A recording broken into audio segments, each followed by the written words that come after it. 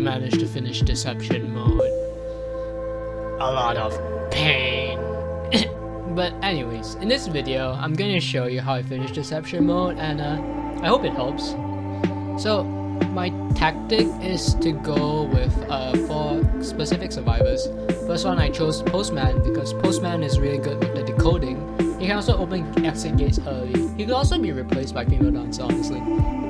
Second one is Seer because he can give an additional owl just in case the KITE mess up. And Coordinator would be my pick because she has a normal decoding. As long as the KITE does not get chat, she can basically help out with the flare gun. Even if they get chat, it's better to rescue without Titan if you do go Coordinator though. And the KITE I would pick is Prisoner because the Hunter will always chase decoders and Prisoner has the best kiting ability. But if you want to replace it with any other characters like Forward, Perspective, or even Mechanic, just feel free to do so. This is just my recommendation, honestly. Now, starting off from here, you can see that I get a very good spawn. It's the spawn that I wanted because it's like the treehouse area, and this is basically my main kiting spot. But I got popped here. It was really stupid, but mostly because I am also an idiot. And I just stood here on the vine because you can see the Hunter down there. I'm waiting for him to catch up to me. Basically, this loop is just you just use the vines or you just drop down and it basically breaks the line of sight. It's very hard for the Hunter to catch up to you. If you do it correctly, you could just do a 5 cipher kite, which is what I did in this video, I think anyways. As you can see, Postman gives Coordinator the decoding letter and it's so much more easier. Like, it's just really good loop as well. Like, you can do this forever as long as you don't mess up.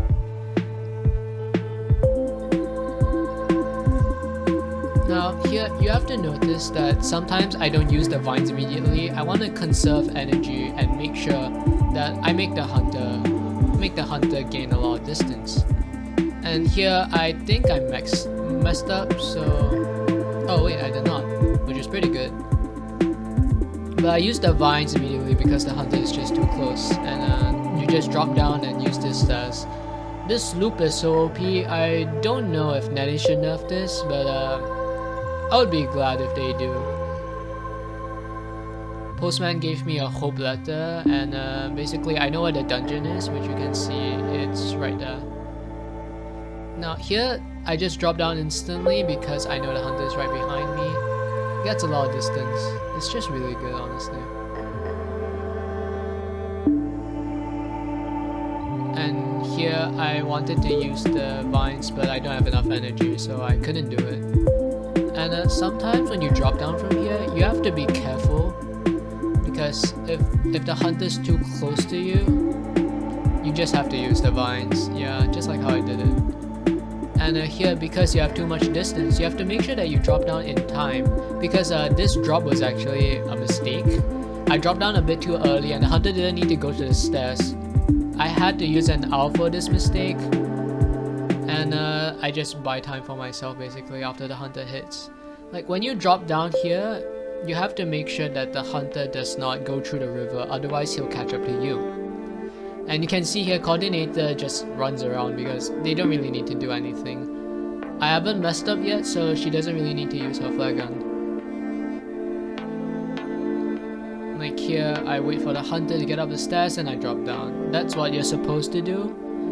This part will be the hardest part of the loop, but yeah, this is just my advice that I have to say. And this kiting area basically can just avoid the green gas. You can just see the Postman running. He's going to help the Coordinator cipher. And CS decoding the last cipher, so yeah, it's a pretty good loop.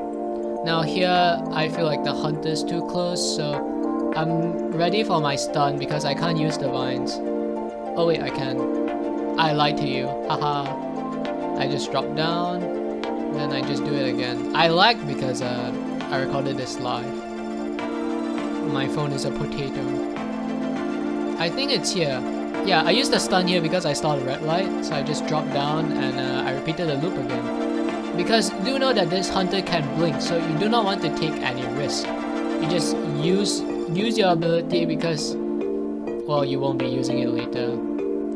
But you do have to save up for the electrocution if you're trying to go to the gate. But as you can see, the dungeon's really near, so I don't really need that. Also, I used the vines just now because that one was too close. And by now, I think the cipher's about to be done.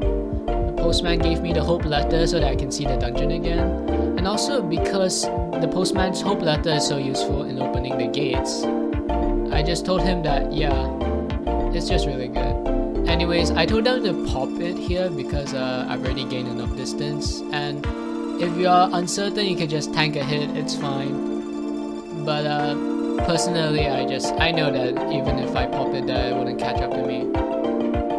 So I urged them to leave immediately so that I can get the dungeon instantly. It takes a bit of time, but since this loop is just so good, you don't really need to worry. So here, yeah, the hunter got the claw mark, but I was still good to go. I could do one more loop. I don't know why they haven't gotten up. Okay, they did. That's very good.